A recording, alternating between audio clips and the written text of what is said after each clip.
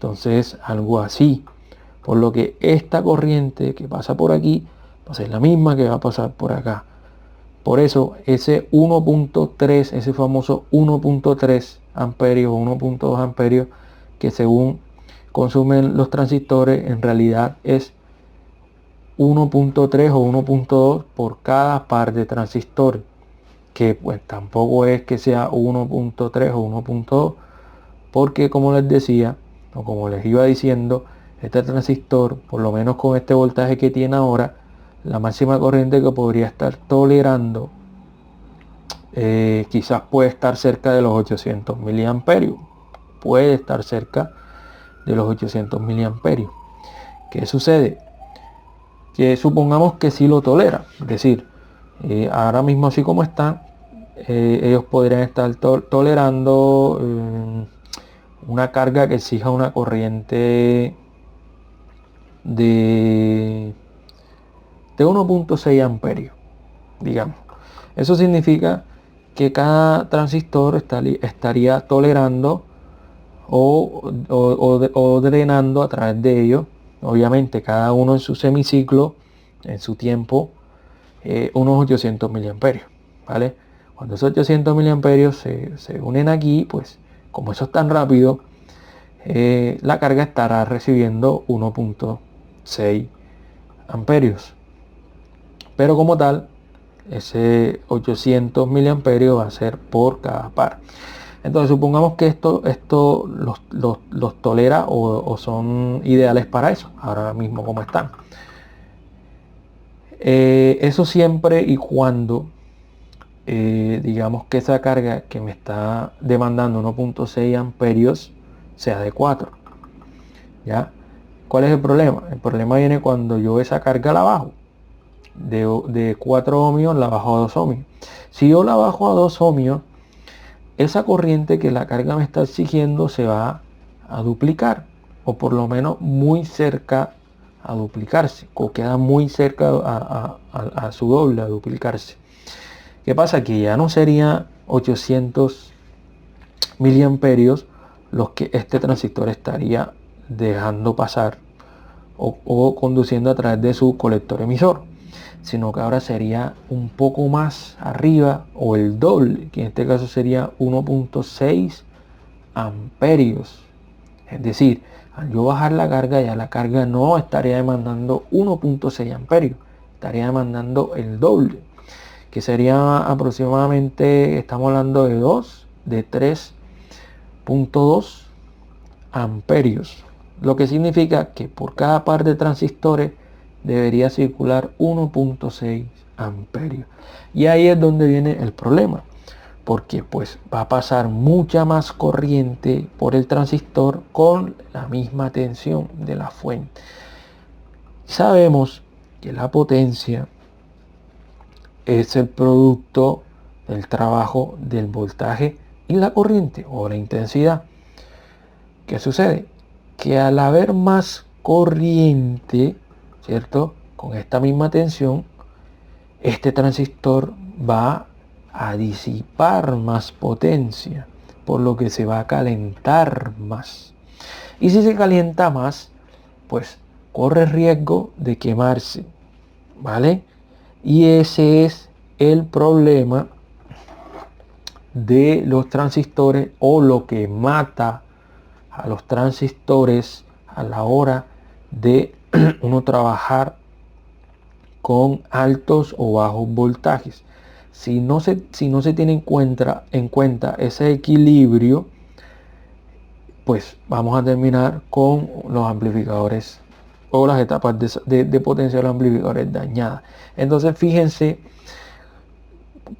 qué es lo que realmente causa que el transistor se averíe, independientemente a que no se pueda utilizar una fuente de X voltaje o de Y voltaje, porque el transistor entre su colector y emisor solamente tolera una determinada tensión, ¿vale? Sí, esa tensión el transistor la puede tolerar siempre y cuando la corriente que pase a través de él, sometido a esa tensión, sea tolerable, ¿cierto? O lo tolere el encapsulado, o el transistor no se vea sometido a estrés excesivo que pues termina con su destrucción. Entonces yo aquí perfectamente con estos transistores, supongamos que son de 180, que creo que sí, ese dato, yo podré utilizar incluso los 80 voltios o los 80 más 80, porque yo tendría solamente 80 en el riel positivo y esos 80 solamente se aplican a este transistor, mientras que los menos 80 se aplican a este. Entonces no es como que 80 más 80, los 160, y se le aplican 160 a este y 160 a este. No, no funciona así, porque estamos hablando de un push-pull, ¿vale? Estamos hablando de un push-pull. Ahora, que el trabajo entre el uno y el otro es tan rápido que pues pareciera una sola cosa, ya es diferente. Pero por lo general uno mide siempre entre colector y emisor, y casi siempre va a estar la tensión positiva, en el caso de los transistores de base positiva, aplicadas a ese transistor. Lo mismo pasa en el negativo, es decir, son dos tensiones aplicadas a diferentes, digamos, nodos, ¿vale? Sino que cada nodo hace un complemento del otro, ¿va? Entonces eso es importante que lo tengan claro. Entonces fíjense que no es la tensión como tal la que, la que rompe el transistor, sino la carga que se le exige al amplificador, obviamente, y que éste no pueda manejar a través de su etapa de potencia. Entonces, si yo colocara los 12 transistores de este tipo, yo perfectamente podría trabajar la tarjeta a su máximo voltaje, y en este caso son 83 más 83, y como les dije, 4 ohmios de carga. Sin problema él trabajaría con los 12 transistores de este tipo. ¿Dónde vendrían las complicaciones o los inconvenientes? Al yo bajar la carga a este amplificador con estos transistores, ¿ya? Entonces, esos detallitos que queden claros, y que también se rompa esa errónea creencia de que los transistores dan potencia. No, yo perfectamente a esta tarjeta podría sacarle todos su potencial, que en este caso estamos hablando de más o menos unos 350 vatios. Con esta tensión en la fuente, yo tendría ahora mismo unos 350 vatios. Entonces 60 más 60 o 58 más 58 aproximado, eso es lo que me podría estar dando este amplificador ahora mismo. Con este par de transistores yo perfectamente podría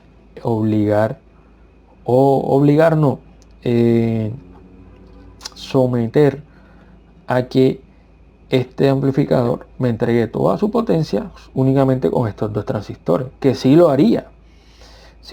El problema es que estos dos transistores no durarían mucho, ¿vale? No durarían mucho porque pues van a tener toda la carga que va a exigir el parlante o la bobina.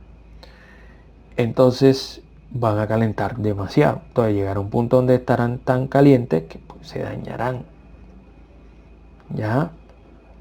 ¿Qué pasa? Que para yo evitar eso, yo coloco 2 pares más, o 3 pares más, o 4 pares más, y así voy a tener con esta misma tensión, es decir, esta misma tensión que tengo aquí, y la misma carga, que serían 4 ohmios, voy a tener los mismos 350 vatios. ¿Cuál va a ser la diferencia? que van a haber varios transistores en mi salida y mi amplificador va a estar muy por debajo del riesgo de dañarse o quemarse por excesiva disipación de calor en mis transistores de salida. Entonces, que eso quede claro, los transistores no dan potencia, los transistores solamente manejan las corrientes, controlan las corrientes y en voltaje que va a la carga, ¿vale? Entonces, pues nada más que decir, nunca está de más recordarles que estos detallitos, porque pues debemos insistir en romper ese mito de que los transistores dan potencia o que cada uno consume 1.2, etcétera, etcétera.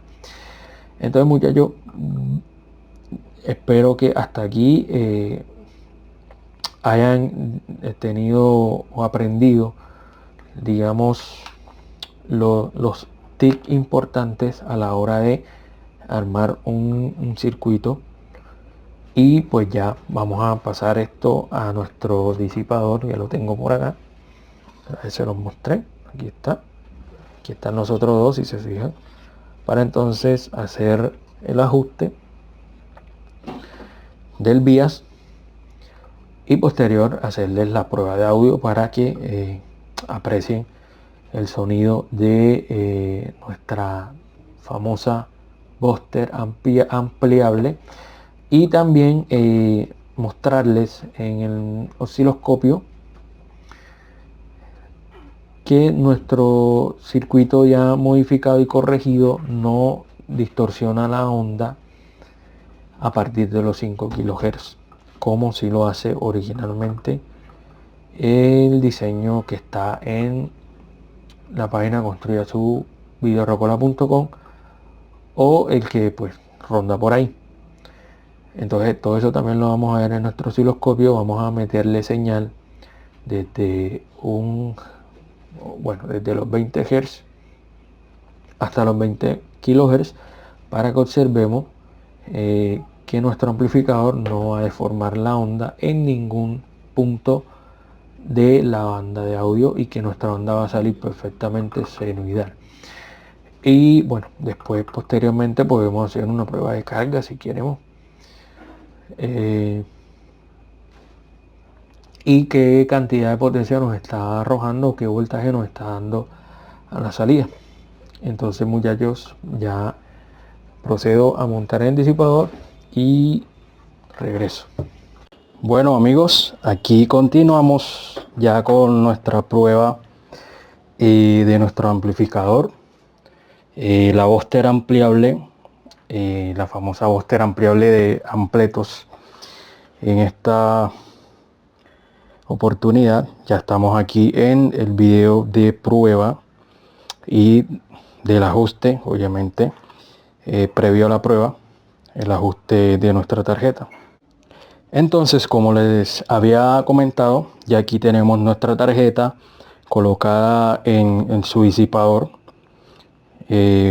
con dos pares de transistores, en este caso 4 transistores, y como se dan cuenta el respectivo driver, también los drivers puestos al disipador junto con el transistor del bias, ¿vale? Estos 3 elementos siempre deben ir conectados, siempre deben ir pegados al disipador junto con los transistores de salida. Esto es muy importante para que nuestro amplificador tenga estabilidad y a la hora de ajustar el bias no vaya a haber problemas de sobrecalentamiento por temperatura y pues termine todo, ya saben, en averías, daños, etcétera, etcétera. Entonces siempre para quienes vayan a armar este proyecto que les voy a estar compartiendo, les recomiendo que lo hagan tal cual está en la tarjeta, tal cual está el PCB, tal cual está diseñado, para que pues precisamente puedan montarlo en un disipador así como este tipo túnel,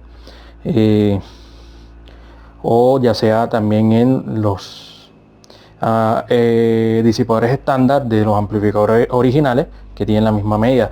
Esta plaqueta o este PCB está hecho de manera estándar, o sea, tiene 8 centímetros del ancho, y de largo tiene aproximadamente unos 25, más o menos, algo así. Pero pues si se dan cuenta, la tarjeta está hecha para ser montada en un disipador tipo túnel. De esta manera no van a tener problema de ninguna especie, y el ajuste del bias que haga va a ser bastante estable, ya que de nuestros driver, impulsores y nuestro transistor del ajuste de vía va a depender la estabilidad de nuestro amplificador y de nuestro bias, ¿vale? Entonces, como aquí se dan cuenta, y aquí yo tengo mis dos instrumentos de medición, dos multímetros. En el uno voy a estar viendo el offset y en el otro voy a estar viendo el ajuste del vía o viendo el voltaje que se cae en la resistencia de emisor, con el cual vamos a ajustar el vía de manera correcta. En este caso voy a dejarle un vía aproximadamente de 30 miliamperios a 25 miliamperios. Ya les voy a explicar cómo vamos a hacer eso. Inicialmente mi multímetro Prosky está conectado entre base y emisor de uno de los transistores de salida o de potencia positivos. Entonces esto, ojo, esto no es para ajustar el vía, esto es previamente para saber qué tanto umbral de conducción tiene mi transistor de salida entre base y emisor. Una vez yo viendo aquí el umbral pase del umbral de conexión, de conducción de mi transistor, ya yo voy a saber que mi transistor va a estar conduciendo en estado de reposo, obviamente. Y entonces vamos a pasar a medir la caída de tensión aquí en la resistencia para determinar y ajustar correctamente la cantidad de corriente de reposo que va a tener nuestro amplificador. Como ven aquí también tenemos un ventilador, nuestro ventilador, en este caso de 12 voltios. Vamos a ver, ahí se ve, con pues una fuentecita que lo está alimentando, una fuente de 12 voltios, una pinza ahí que está ajustándolo para que no se caiga. Entonces la coloqué ahí, y pues ya saben, acá en la parte de atrás tenemos una fuente de alimentación con nuestro transformador tipo toroidal, pero esos modelos más antiguos. Y pues nada, es una fuente ordinaria que en este caso tiene alrededor de 60 más 60 voltios, y ahí entre 58 y 60 más 60 voltios, dependiendo también el voltaje de nuestra red pública. Ya tenemos nuestra serie, como ya les mostré previamente. Ahí está nuestro tablero de prueba. Inicialmente vamos a comenzar con este bombillo, después poco a poco iremos metiendo los dos bombillos hasta que lo podamos meter directamente a nuestra red pública una vez lo hayamos ajustado, porque pues ya sabemos lo que pasa cuando lo conectamos directamente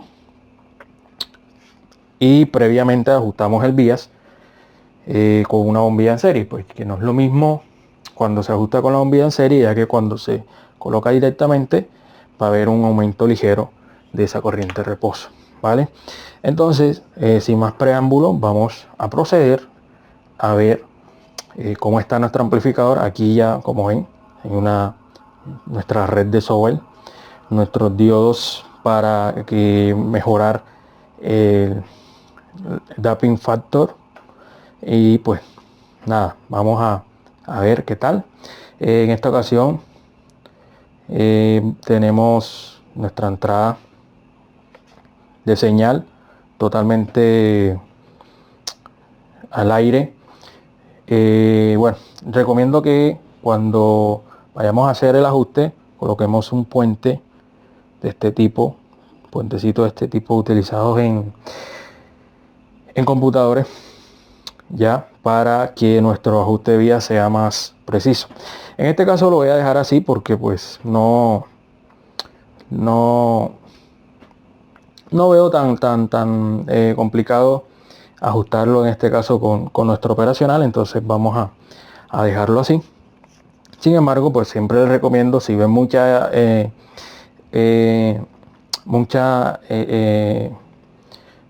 inestabilidad en nuestro vías, pues que puentemos la entrada, ya que a veces estamos en un lugar o una región donde hay mucha interferencia de señales de radio, entonces pues eso a veces afecta nuestros ajustes de vía, ¿vale? Entonces vamos a proceder, voy a encender mi amplificador, ahí está, ahí enciende nuestro ventilador y vamos a observar inicialmente que nuestros transistores de salida están por debajo del umbral de conducción, muy por debajo. Sabemos que el umbral de conducción de los transistores entre base y emisor es aproximadamente de 0.7 voltios, ya, y tal cual como lo tiene un diodo rectificador, es como si nuestro transistor tuviese un diodo rectificador entre base y emisor. Y por supuesto nuestro OC, fíjense, ahí está en 1 milivoltio, es excelente tal cual como está. Y pues ya ahorita que coloqué mi ventilador van a observar que al estar mis drivers impulsores en el disipador, nuestro OC no va a ir subiendo poco a poco como lo vimos ahorita anteriormente cuando nuestra tarjeta la estábamos probando sin estar en el disipador. ¿Por qué? Porque pues nuestra ventilación